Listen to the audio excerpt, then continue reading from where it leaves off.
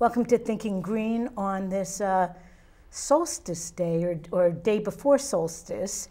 I have two guests tonight whom I've known them both for quite a while and never really imagined that they'd be on the show together, but they are due to an interesting collaboration. Mark Patnode and Glenn Cheney.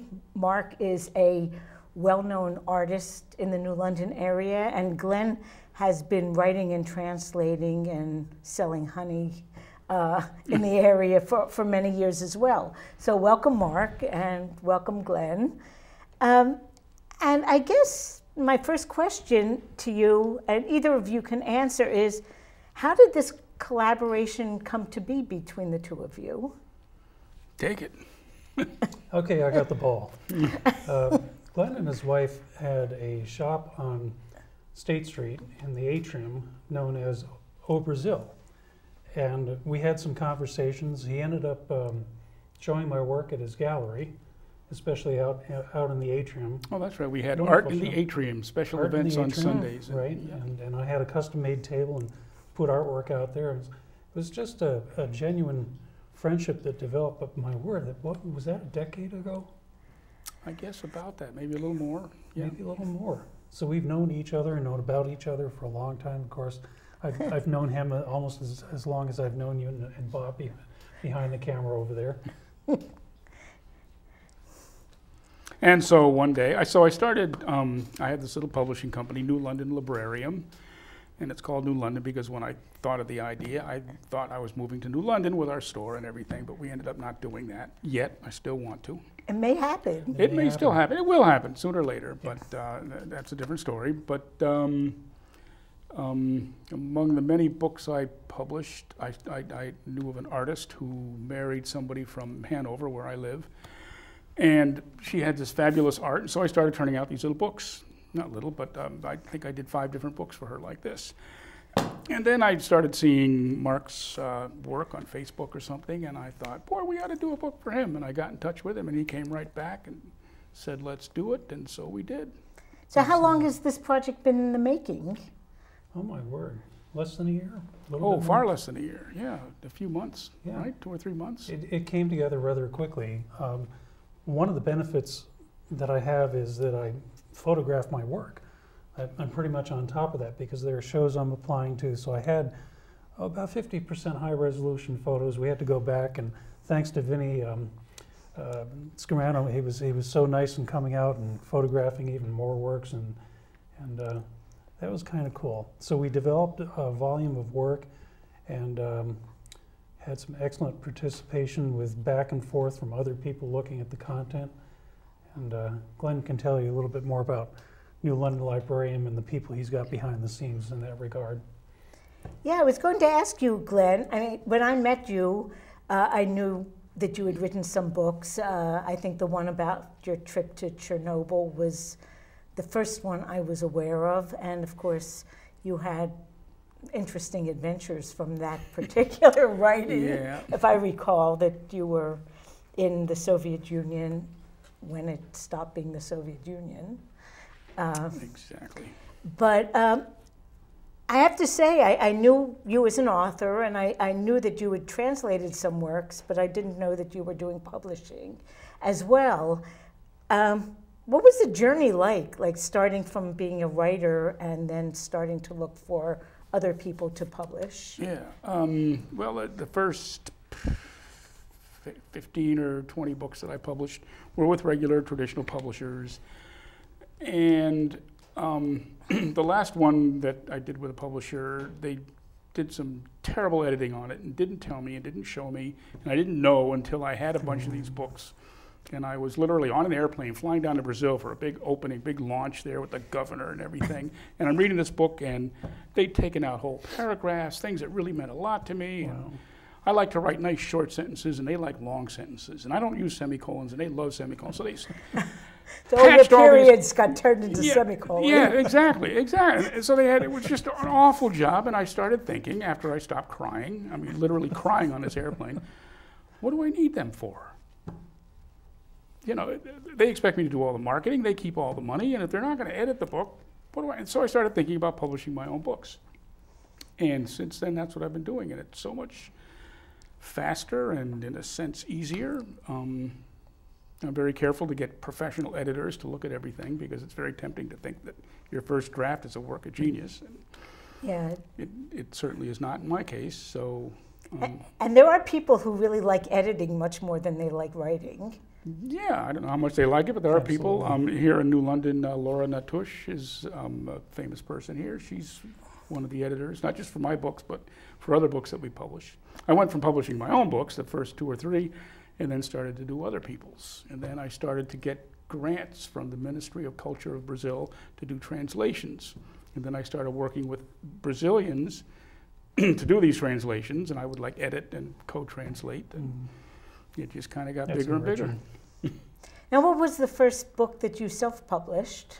That was Thanksgiving, The Pilgrim's First Year in America. And when that happened, Is that on top right there? yeah, here we are, there it is. This was the first book. I was just finishing this when that other terrible editing job came out. And I realized in this book, I thought I had a really good book. It's the best book I've ever written or will ever write. And I thought, I'm not going to let some publisher just have that. I also couldn't find a publisher that would have it, but I didn't look very hard. I'm not going to let them just edit this piece of brilliance that I've written and then make me go out and sell it, and then they're going to keep all the money. So I scraped up like $12,000 and had it printed up, and was very glad. They sold very quickly, and everybody likes it.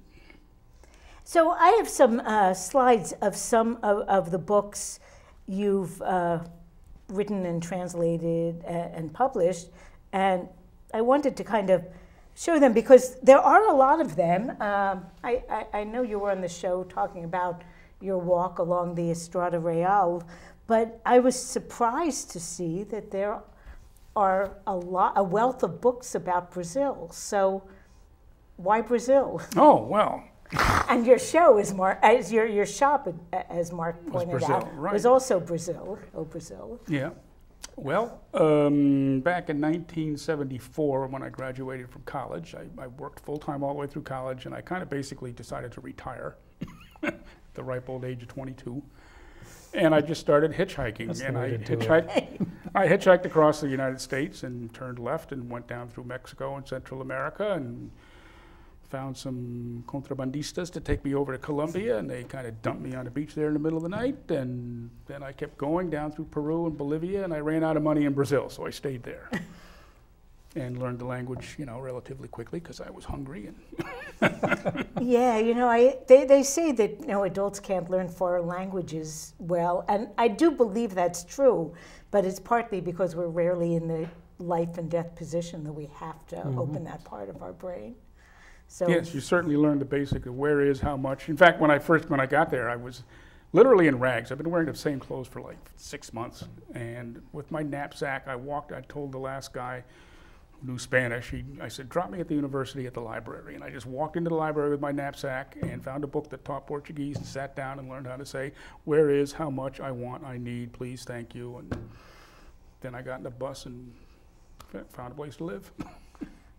So after that, I'm going to show a couple other books. Now, I don't know, I'm going to ask you to talk about this a little. What's the Lost Nation of Fugitive Slaves? Yes, the Quilombo dos Palmares, Brazil's lost nation of fugitive slaves.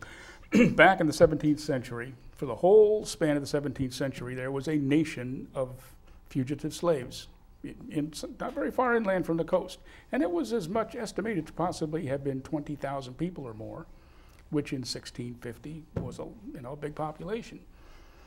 And they had a functioning government, semi-parliamentary. It was an egalitarian society. Women were equal with men, and they were at almost constant war with the biggest empires on earth. They were considered the biggest threat to the Catholic Church in Europe because they were the biggest threat to the Portuguese colony in Brazil, which Portugal needed to sustain itself, and the Church needed Portugal. So they were at constant war with the Portuguese and the Dutch. And their last king had been captured from that place. Now, bear in mind, they were there for 4, 5, 6 generations. So they captured a baby there, took him to the coast, gave him to a priest, a Jesuit, as a pet or something. He raised this boy, educated him well. The kid knew Latin. He was a choir boy. And then when he was 15, he ran off, and went back to Palmares and became their Lord of War, their defense minister, what have you. And then there was a schism, very complicated political situation, and he became the king of the place. Wow. And eventually, they had a big citadel fortress up on top of a mountain with 3 concentric walls outside of it. It was almost impenetrable. And finally, the Portuguese took an army up there of, I think it was 3,000 or 4,000 men, and surrounded the place for a month, and they finally managed to, a sentry fell asleep, and they got in, and they killed everybody, wiped the whole thing off the face of the earth, and nothing remains, not one artifact, not. Wow. And yet, you have also written a lot about the Catholic Church and religion, correct? As a matter of fact, I have, yes. And I don't know how that came to happen. I'm not Catholic or religious. But a few years ago, a long time ago, more than 25 years ago, I had this, back when, the first book I ever wrote was about El Salvador, the political situation there back in the 80s. And that was when, if you recall, 3 Maryknoll sisters and a lay worker got raped and killed and by the military. And it occurred to me at that point that, boy, these aren't the nuns. They aren't the women that you think who are in 3rd grade and whacking kids on the knuckles with a ruler. These women are out there in places where men fear to go, and they're out there in the trenches. They're out there on the front line. So I decided to write a book about nuns. It took a long time, but eventually I started to do it. And a congregation of nuns, the Missionary Sisters of the Sacred Heart of Jesus, hired me to write a book about their sisters all over the world. So I went to various different countries and wrote about their lives. Now, back to Brazil for a little while. You've written quite a bit about environmental issues related to Amazonia. And this isn't really a show about environmental issues, but Mark, as largely a landscape outdoor painter, and Glenn writing quite a bit about environmental issues, I can't help but think, about the state of our world and our environment. So what would you say are the threats, and what are we supposed to do with it, thinking of our kids' generation, our grandkids' generation? Yeah, I'm going to have to let Mark answer that one. How do we save the world, Mark? Well, it starts with thinking green. Yeah, that's a good idea. I think the greatest threats are lack of communication. And in this day of electronic connectivity, we seem to be seeing less and less communication. Of course, Glenn and I know each other before Facebook, but we communicate on Facebook and we communicate by email. Hey, that's how we planned this show. That's on right. Facebook, it's wonderful. Right? It's wonderful. But you have, oftentimes I've found people talking past each other in conversations. So I think largely it begins with communication, that is getting ideas in front of people and then making sure that they understand what your ideas are. The political discourse in this country right now, it's a sad state of affairs. I remember growing up, there was a camaraderie that I saw between different camps, different schools of thought. Things were much more congenial and much friendlier. Nowadays it seems as if it's a ratings game, so I think part of the problem again is miscommunication or lack of appropriate communication. Yeah, right, exactly, or bad communication, misinformation being. Right. I think we have, to a great extent, lost the ability to disagree civilly, because, you know, I love a political argument, but not if I agree with that. but not if it descends into like personal attacks and name calling. But a real discussion where you can like drill down on a subject, and maybe everyone involved kind of comes away from it knowing more than they did when they entered it. Yeah, as long as you're dealing with facts and not rumors and you know, fake news and all that. Yeah, but it's harder to counteract being bombarded by all of this even when it's not fake, it's very often very superficial, and, you know, the devil's in the details sometimes, and something can be literally true, but miss the point anyway. Well, traditionally, artists were staging things. They were paid to stage whatever a client wanted. Client wanted to be on a horse with a banner or something like that. The artist would bring in a horse and put the client up on a banner and on the horse, and everything was great. I take great comfort in not only thinking green, but thinking orange and red, and looking for sunrise and sunset. And I'm trying to communicate a different idea, and that is, we have this wonderful, bountiful world around us that is just teeming with opportunity. And I find great comfort in bringing artwork that is motivated by what I sense and see. And then thanks to Glenn, he's put that on a whole different stage, because now it's published. And we will show slides of many of the paintings, but, you know, looking at them, leafing through the book and looking through the slides, and having seen some of your exhibits over the years, you go back to the same places more than once, frequently, in different seasons and different times of day. Yes. So it seems like that's kind of adding layers to it. You know, even the same place isn't really the same place on different days at different times of day. That's insightful, and Glenn has this great comment in the book. He's a great writer, by the way. Fabulous. He talks about the light of now is not the light of later. And that's so well put, so wonderfully well put. And yes, I do revisit places, and thankfully he's done a juxtaposition several times in the book where you'll see the old and the new, and you'll see how I once approached something. Maybe you could talk more about that, because you had the vision to put it together. Well, yeah, I don't know how to talk about that vision. It was interesting to see the same scene, or more or less, you know, State Street has several paintings of State Street, and some are at dawn and some are in the afternoon, and they're the same place, but they're different. It's a different place at different times. And now, correct me if I'm wrong, but how long have you been painting like New London Streetscapes compared to how long you've been painting natural landscapes? Well, I first got to Connecticut in 1979, and when I was first looking at the city, I saw it mostly in daylight. But I moved back to the city in 1998 and lived in the city proper. Before it was up on Crystal Avenue, I was living up on the hill, so I didn't see the city proper. But when I moved back in 98, I saw sunrises, sunset, I saw seasonal aspects. I had a whole different take on the city because I would see it with the varying dynamics. So I became accustomed to a certain drive that I would take to the city to go various places, but I would do it at odd hours. I would do it very early in the morning, or just as the sun was going down, and I saw a whole different light. So the things that I once painted, which were cast with plenty of light, suddenly became shadow images and a light source, radically different. Now, State Street runs east-west, correct? So far, I don't think they've changed that yet. So I'm thinking that at different times of day, it would be a pretty striking difference. Oh, and the dynamics are fabulous, yeah. And a lot of your New London paintings are centered on either up or down State Street. Yeah, and there's summer State Street, and then there's spring, and the winter light is entirely different. And you can see lavenders in the sky And there's a famous aspect where artists talk about the sky going green at a certain point, maybe 5 seconds worth during a sunset. And you can see that in various locations. But in New London, you see lavenders, you see pinks.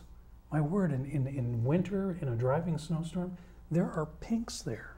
It's astounding to look up in the sky and see that. And you're standing and painting in a driving snowstorm. Well, sometimes. Sometimes I take it back to the studio, too. Well, I am going to go back a little. We'll get back to the paintings when we get to the slides, but I wanted to just show a few of the covers of Glenn's books. And these, there were a couple kind of about the Amazonian environmental issues, I think, and a couple of translations. And I was wondering who Ruben, how do you pronounce it? I don't know how to pronounce it. It's a funny pronunciation. Portuguese. Rubem. Rubem? It almost sounds like NG at the end. Rubem Alves. Okay. He's perhaps one of Brazil's most popular writers, and he's a PhD in theology from Princeton, I think, and he's a philosopher and written dozens of books, and a professor at a university there, and a psychoanalyst. He's a very, very intelligent person who just has a very, very, very well read, just all over the place, poetry and history and literature, and he writes, the things I translated were just short essays that I think were first appeared in a newspaper. But he writes on, I can't remember now, but he'll write about death and trees and sex and childhood and remembering father and so many different topics and citing so many different sources. Just a fascinating writer and pretty easy to translate. So I went down there and I met his daughter, and she gave me permission to translate half a dozen books, and so that's what I'm doing. Now, was this one of the things that the Brazilian Minister of Culture was interested in? No, that particular one, no. Those two. They want things translated, well, yeah, Portuguese to English, but in fact, I applied for a grant for those two, but didn't get it. I think they want more like the classics, Machado de Assis and others. Okay, well, I saw this one, which seemed like an odd title for a Brazilian book. So, who is Miss Dollar? It is. Well, Miss Dollar is, that's a collection of stories by Machado de Assis, who most Americans have never heard of. He's considered one of the greatest writers in the history of Western civilization. Harold Bloom put him in the top 100, up there with Shakespeare and Cervantes and Sterne and Twain and everybody else. And we found a bunch of stories that had never been translated into English, enough to publish 2 books, and this was one of them, and one of the stories is the English words, Miss Dollar. Oh. And I'm not going to tell you who Miss Dollar is. Okay. I'll just tell you that her picture's on the cover there. Okay. And it's not the lady. Okay. And we can always read the book. I would suggest reading the book, but... And let's see, this was also a translation, correct? Yes. And then I went through a whole lot of covers, books about religion, and I was surprised at how many there were. I knew you had recently written about Pope Francis, but I was a little surprised that you had written so many books about religion. So yeah, how did that happen? Oh, I haven't really written books about religion. I've written, I guess, in all 3 about nuns. And not really about religion as much as about their activism throughout the world, touching on their faith, but more about what they're doing, their really the work they put in and the courage. Some were a couple of sisters in Swaziland, out in the desert. 1 out of 3 people had HIV, and they were working with very little money. And if they went to sleep at night, people had to die until they woke up. They were and they were just running around all these little huts out in the middle of nowhere, saving who they could and getting people to hospitals, and just they built a municipal scale water system using nothing but shovels. They didn't do the shovels themselves, but they organized a bunch of men to do it. Just an impossible task, and somehow they did it. Wow. And another nun, different congregation, is down in the Amazon region, and but you picture Amazon, you picture the jungle and the snakes hanging down in the trees and everything. And so I go down there, there are no trees. It looks like Kansas. Wow. I was there for a month and didn't How long ago did that happen? Oh, this was 4 or 5 years ago. That much deforestation in that short a time? Well, actually, I met a family there who had been among the first people to come there, and it was jungle. And they were literally dropped off a bus and told, yeah, we haven't put up your prefab house yet, but that's your land over there. And they just had to set up a tent. And they could hear all these animals outside and everything. It was all absolute untouched forest. Well, that was about 35 years ago. And when I got there, all the trees were gone, the place is drying up, the springs are drying up, the whole thing's dying.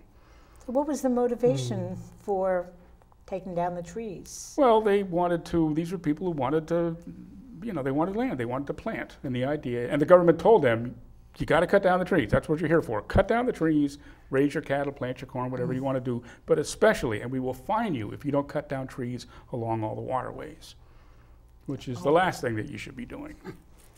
So the waterways dried up, and now there's just no forest at all in that whole vast region. There are farms there, 50,000 acres owned by one guy.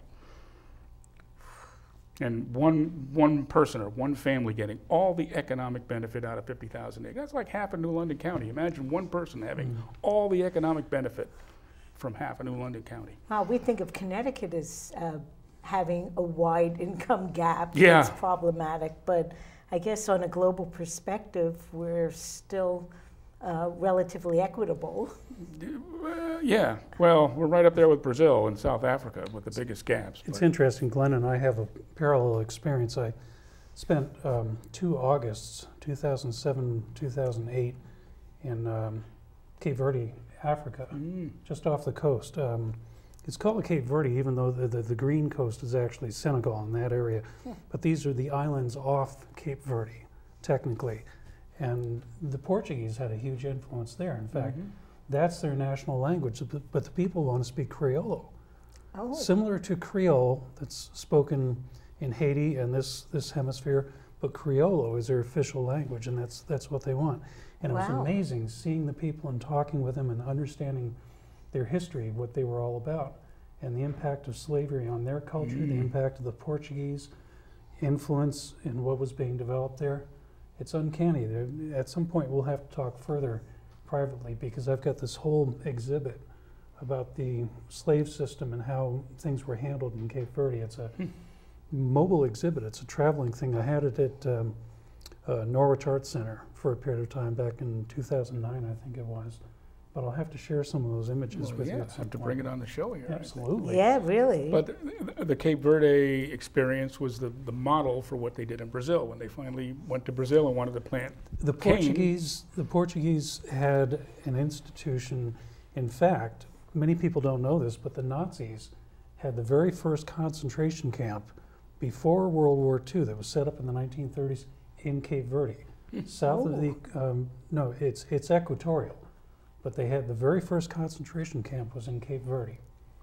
And I visited it, I saw it, I saw the conditions that people were subjected to. It's heinous, and it's one of those things where a culture imposed their will over another culture. Wow. And to do that, you almost have to really dehumanize the people you're doing this to, because otherwise, how could we even consider it? And yet, you know, beneath the skin, it's like we're really not very different at all. Not at all. But yeah, that's it. The blacks, the Africans, were not people. They just were not human beings. And I won't get into the whole thing, but there's quite a bit about how they were mistreated in Brazil in that book. Now, one other thing I wanted, another subject that I know you're interested in is bees. Oh. So I had forgotten about it, and then I saw this. The doctor's in the house. Yes.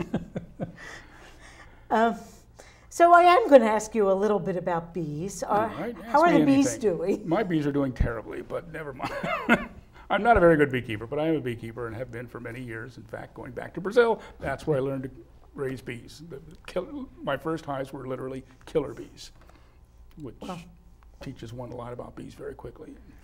Probably how to behave very carefully How to behave, around very them. how to tiptoe, and I remember one day I spent, close to an hour in the swimming pool. With all the bees, they were stinging through the bee suit, and I'm in the swimming pool, like up to here, just in there, attacking like crazy. Wow. Anyway, yeah, so I published a little book about, just with odd facts about bees that nobody really, not even beekeepers know about. So you started at hardcore. You went for killer bees first. Yeah. Okay. So if they make their way up here, we'll all be calling you. No problem. Because you're the guy with the experience. That's right.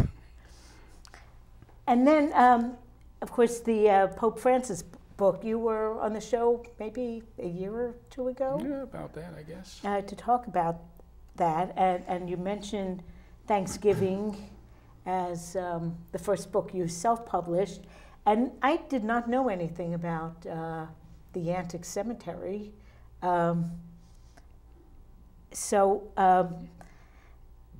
That's like really locally focused. So Yep. what got you to write about that? Well, I didn't. That's Oh. written by Melanie Oh. Watley. And how did she find you, or you find Oh, her? we were, I don't remember how I met her, but I knew her. Is your and- husband Bob? Yes, makes candles. I know them. I Oh. know them from. I saw that name and I said, I know those folks. I know how I met her. She was, she's a musician. She plays a psaltery, Oh, wow. which is a wooden box with wires on it, and you stroke it like that. And I was at a historical event somewhere, and I heard this beautiful sound, of this heavenly sound, and there she was in period costume playing the psaltery, and I said, whoa, and she said, you want to try? And I stroked one note, and it was perfect. It was not like a cello where you got to practice for 20 years before you can do a note. The note was as good as it was going to get, and I said, all right, I'm going to play the psaltery. And she got me a psaltery, and I learned to play the psaltery. I forget how I found out about the Antic Cemetery, but she had gone to the Antic Cemetery. She's the sexton there, which is kind of the overseer of the Antic, which is just right next to Bacchus Hospital. She wrote about the people who were buried there, went into back in history and found out their stories, and it's really fascinating. Fascinating bunch of people ended up dying in Norwich. I think all over, like Eastern Connecticut, maybe the whole state, there are a lot of old cemeteries with a lot of interesting stories. Oh, yeah. If I have this correct, I think her husband Bob does reenactments. He's got I think so, yeah. flintlocks, and they do period events and that sort of thing, and going way back. I remember them from the 80s. Yeah. So they're keeping a lot more of that alive. Oh, yeah. He makes candles at, farmer markets and events like that. Yeah, interesting people, nice people. Now, you had mentioned before the series of art-related books, so I'm just going to kind of quickly go through some of the covers of these. Yep, these are by Colleen Hennessy, she's from Denver and lives in Denver, but she's married to a guy from Hanover, Stefan. And I just saw her work on Facebook, and I thought it was beautiful. Very, very, I think the style is called naif. It looks like something that children might do unless you try to do it, and then it's very, very complicated. And I thought they were beautiful, and she was very quickly started sending me the pictures, and I just love to design books. Very quickly slapped together one, and then we did another one, and then we did another one, and I think we've done 5 now. Now we're doing it more thematically. We have one that's it's on women. We got quotes about women.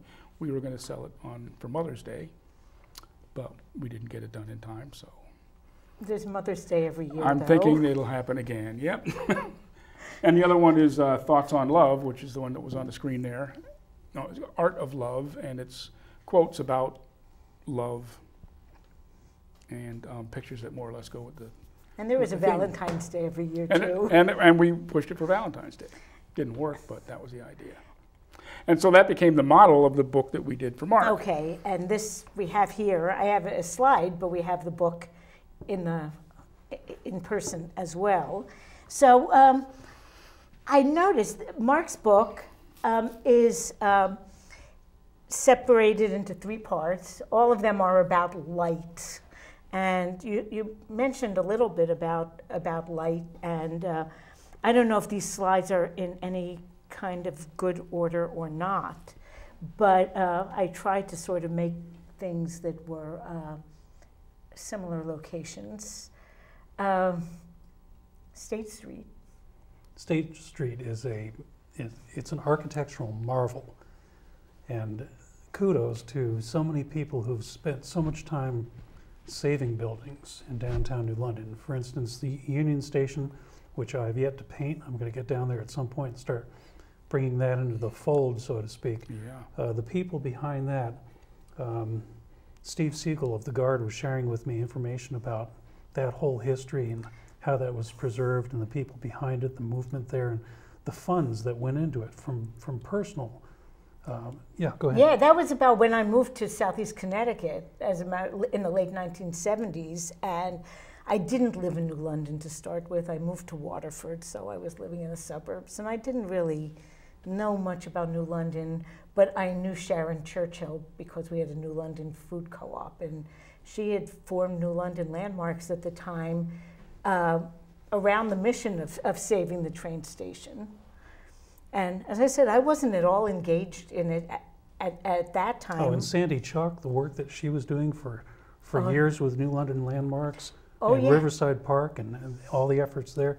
There are a lot of very conscientious and caring people in New London who've been taking great strides to make sure that the city is preserved. And I thank them for it, because if it hadn't been for those efforts, I wouldn't have an awful lot of the subject matter that's in the book. Let me guess, you do not paint like the Walgreens on Bank Street.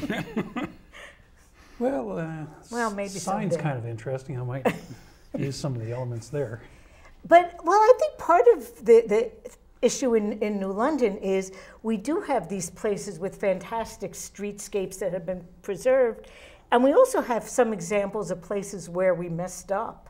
Oh, yeah. And I think having some cautionary tales there, as well as, you know, the success I mentioned stories. Captain's Walk when I first got here in 1979, and I think it was Neisner's was a store there, and a few other places, and I remember going on Captain's Walk saying, "Where are the customers?" And it was vacant, and I thought, gee, if only they would let cars in. Of course, I didn't know the history back then. And it's really funny. I also moved to Southeast Connecticut in 1977, and I had lived in Portland, Oregon beforehand. And Portland's whole downtown at that time was kind of a automobile-free mall. But unlike Captain's Walk, it was much larger scale, and they did allow public transportation within that area. You couldn't bring a private car into the downtown, but you could hop the bus for free and ride it all around that maybe 10 block by 10 block area. And at the time, it seemed to work okay there, and then I saw Captain's Walk. It's like, this is not working. Why did that work and this isn't working? And unfortunately, by the time they broke State Street through again, some of the damage had been done already. You know, State Street and Bank Street still have too many empty storefronts. I think the plan that's being developed for changing Bank Street into a single lane, that has promise. I remember talking to Mayor Passero at an art show up at Slater Museum, talking to him about what might be good for that area.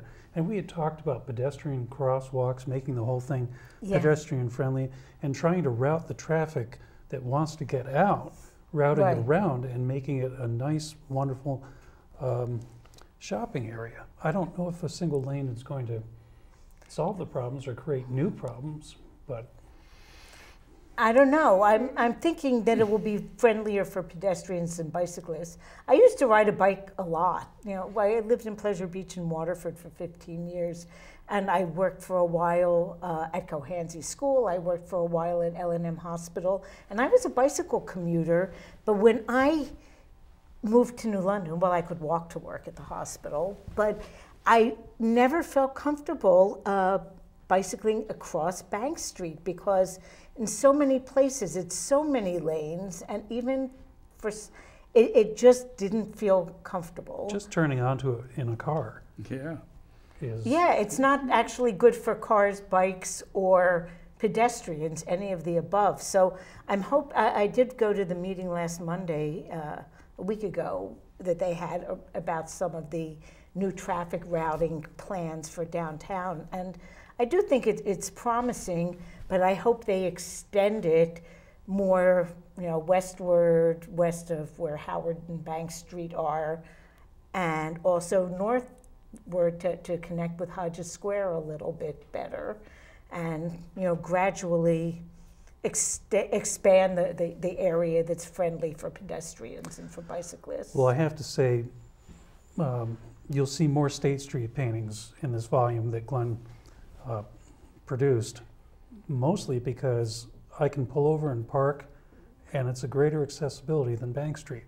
There's one, and you'll have to remind me of the one property that we're talking about on Bank Street that was slated for demolition. That's on my list of getting down there and painting it, but I just don't recall the name of it. Well, there's 116 and 130, but I don't know what's in there. Okay. Yeah, one of them was the Bookazine building, actually, and one was the one to the right. But yeah, Bank Street still does have, it has some places that aren't so great, but there are some spots that are beautiful. And of course, how long ago was it? 15, 20 years ago that the Hygienic was saved? And imagine what the loss would have been if that building had been demolished. So I do have some more slides here. Yeah, while you're saying that, I just wanted to yes. And I don't think we have a slide of the Hygienic. So that is one of my coups from Bank Street, is getting a painting of the Hygienic involved in the volume. Yeah, and it's done so much for the community that, when we were working on saving Riverside Park, the Hygienic was one of our inspirations. The High Line in Manhattan was another inspiration of some cultural icon that really could be restored and rejuvenate an area. And it's the kind of thing that if you lose it, you don't even know what you lost afterwards. Yeah, right. And with the Hygienic, can you just imagine what New London would be like now without the Hygienic as that cultural center? And you look at how many businesses around the Hygienic that it saved. Oh, you look at the restaurants, you look at the people who come in for the annual show, and the infusion that happens on an annual basis of commerce that comes into the city as a result of that. Yeah, it's really the only business that's been around for that long. Everything else seems to come and go, and the Hygienic's always there. Yeah, it's really amazing. I think in cities, businesses do come and go, and it's a tough way to make a living. Right. But I think actually people will start coming more to downtowns unless, we're seeing shopping malls are losing their appeal, which is not necessarily a bad thing. Mm-hmm. I'd much rather come to New London if I want a cup of coffee than go to some suburban area where it's only big chains. Yeah. Here we have lots of choices that are none of them big chains. So let's keep, we have some more State Street scenes. That's Lower State Street looking up. If you know Charlotte Hennigan's place is on the left there.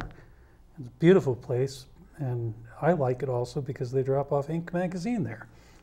Yeah. And let's see. That's Upper State Street looking down. That's when I talk about lavender, that when you see a gray sky, your mind has to calibrate what is gray, because in nature you don't have gray. You have either a bluish or reddish. You have a tint.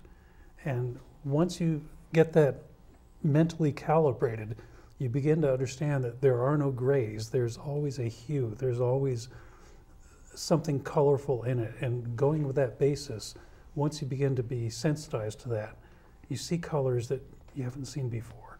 And you say, oh my word. Wow. And then, of course, in your case, you put it on canvas and the rest of the world can kind of see it too. Yeah, it's an encouragement to people when they say, well, it's gray outside. Well, actually, it's not. And here, this was a very different day, in not that different a location, looking down at the monument.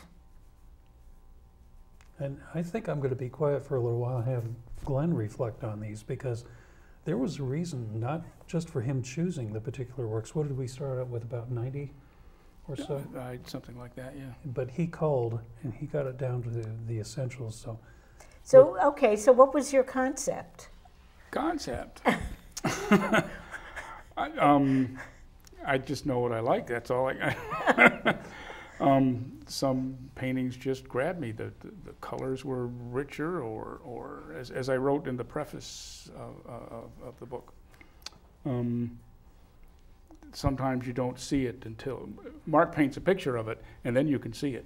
Until then, like the gray, you think it's a gray sky, then you look at the painting and you go, oh yeah, it's not a gray sky. So you don't see the reality until you see the artist's interpretation of it. Now, was it your decision to start with the cityscapes of New London and then move to trees and then to other types of landscapes? I wanted to just do New London, but we didn't really have enough high quality, high definition paintings. And then I started to see all the tree paintings and I liked them. And I wanted to do a big fat book. I could just keep doing this. I know, well, we have to go We'll do another one. We'll do another one. And we're going to go through the rest that. of these slides kind of quickly because I was told we only have 5 minutes left. So these, some of them are sort of like transitional. And New London, downtown New London has trees. And a beach. And a beach. We really do have pretty much everything. And so I'm going to, we'll look at some more tree paintings and lots of contrast. This tree painting is very well known. That isn't just any tree. It is not. Tell us about it, Mark. Yeah. That is 100% out of my imagination. Get out of here. That tree does not exist. That tree fell in a storm in the 1850s. If you want to know why Connecticut is called the Constitution State, it's because of that tree. The original charter given by the first King of England dealing with the colonists that established a constitution, a charter, was hidden in that tree. And the colonists preserved it from, who was it, James III, I think, who came to rescind it. And he wanted the colonists to no longer have a charter. He wanted them back in the fold. That tree is famous for being known as the Charter Oak because the charter was hidden in the tree. Two things to know. The name Connecticut is an indigenous American word. It means belong beside the long tidal river. So the Connecticut River is Connecticut. So that's one piece of history. The other piece of history is this tree, when it fell in the storm, chairs were made out of it, all kinds of knickknacks and things like that.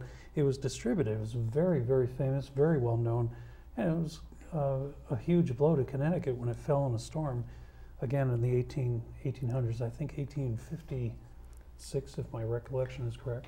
Well, I'm going to run through the rest of these really quickly because I have to give up the laptop. And then we'll talk for a couple minutes and here are some other types.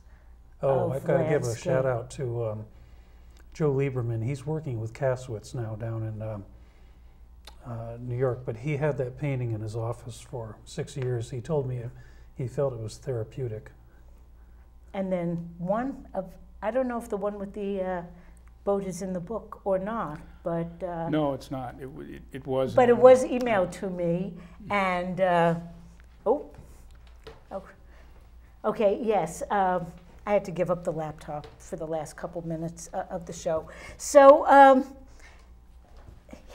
so if you look at the book, it's in the pictures are really fantastic. The publishing quality is superb, and the paper quality as well. Yeah. Extremely well done. And we're going to be having these during SailFest. We have a table down at the Hygienic, and we'll have these books and many others. From And the London Greens are going Librarium. to have a table at SelfFest too, so I'm sure we'll bump into each other. Well, and the couple of... Except Mark's going to be late. You want to tell him why? I've been invited to an event. I won't go into too much detail, but it's one of those once in a lifetime things where a friend who collects my work has invited me to something. So I'll get there a little bit. Oh, okay. We'll hear the details later. And in the 1 minute we have left, what can we do to preserve the arts, whether it's writing, poetry, visual arts? Send in your dollars today. You know, these things have to be appreciated. I mean, I don't expect to make any money off of Mark's book, but I want that art to be out there because it's beautiful, and I want people to see it. And when they see the beauty in the book, they're going to see the beauty in New London. And now, are your paintings on display in New London anywhere right now? Oh my word, yes. Ken, who runs Camp Dog's got my paintings there. I have one in my house. Suzanne, who runs New London Library, she's got a bunch there, and the Twin Charter Oak painting will soon show up there. That's right, you got one in your house. I do. So you can view Mark's paintings all over the place in both typical gallery settings, but also just all around the city. Oh, and Seasonal Home of Gales Ferry. I've got to give them a shout out. Oh, yeah. They've been featuring my work for years. Wonderful place. Well, I think we're out of time. And Courtyard Gallery of Mystic. But wait, there's more. Yes, except we're out of time. But you'll have to come back maybe in fall. Thank you, Glenn, and thank you, Mark, for coming on the show. It was fun. Thank you. And next week we'll be finishing out our season, going on summer vacation. So spend time outdoors, everyone. And I'll see you two at SailFest. Yes, you will. Yeah. see you there. Thank you. You're welcome. It was fun.